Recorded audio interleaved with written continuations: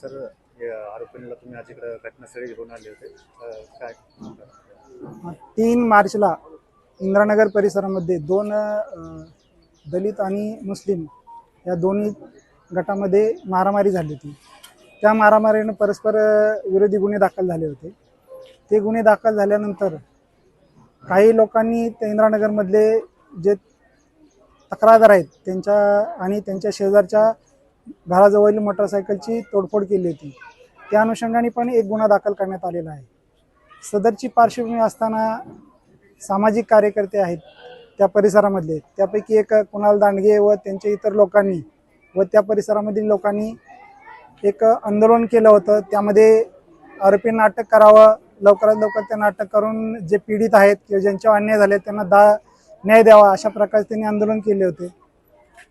त्या सदर गुन्ह्यामध्ये 10 ते 12 आरोपी अटक करण्यात आले आहेत।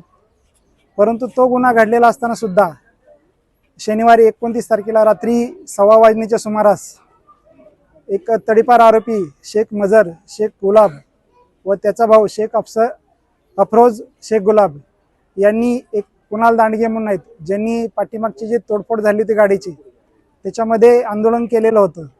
तर त्यांना जाऊन आमच्या नातेवाईकावर गुन्हे दाखल केले आहेत, तू नेता बनत आहेत, तुझी नेतागिरी बाहेर काढतो, तुला मारतो असं म्हणून चाकूचा दाखवून जीवे मारण्याची धमकी दिली होती।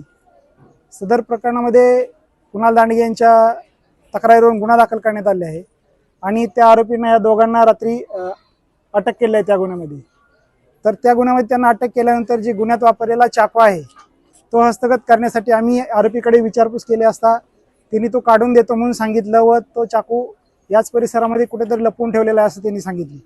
म्हणून आज त्यांना आम्ही लॉकअपमध्ये काढून त्यांना या गुन्ह्याच्या अनुषंगाने या परिसरामध्ये तपासकामी घेऊन आलेले आहेत।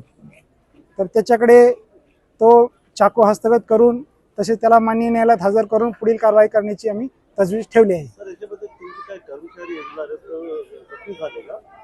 त्याच्यामध्ये किरकोळ स्वरूपात त्यांना पकडत असताना एक पोलीस कॉन्स्टेबल मारुती गोरे आहेत, त्यांना पाहायला थोडीशी किरकोळ पळताना दुखापत झालेली आहे, बाकी त्यांची तब्येत चांगली आहे। सर, नागरिकांना काय आवाहन करताना अशा प्रकारे जर तुम्ही क्राईम करत असला तर पोलीस किती सक्षम आहेत त्यांना रोखण्यासाठी? नागरिकांना आम्ही पोलीस छत्रपती संभाजीनगर पोलीस आयुक्त साहेब व आमच्या जवाहरनगर पोलीस स्टेशनतर्फे आवाहन करतो की त्यांना कुणी जरी काही त्रास देत असेल तर त्यांनी तात्काळ येऊन पोलीस स्टेशनला रिपोर्ट करावं। आम्ही त्याबद्दल त्यांच्या दिलेल्या तक्रारीवर तात्काळ कारवाई करून समोरच्या योग्य ती प्रतिबंधक कारवाई करणार आहोत। म्हणून कुणीही घाबरून न जाता, कुणाच्याही याला बळी न पडता किंवा कोणी धमकी देत असले तर त्यांना घाबरून न जाता बिनधास्त पोलीस स्टेशनला यावं आणि तक्रारी नोंद करावीत। आम्ही त्यांच्या तक्रारीवरून 100% कारवाई करू हे मी माननीय पोलीस आयुक्त व पोलीस स्टेशन जवाहरनगर यांच्यातर्फे मी आपल्याला आश्वासन देतो।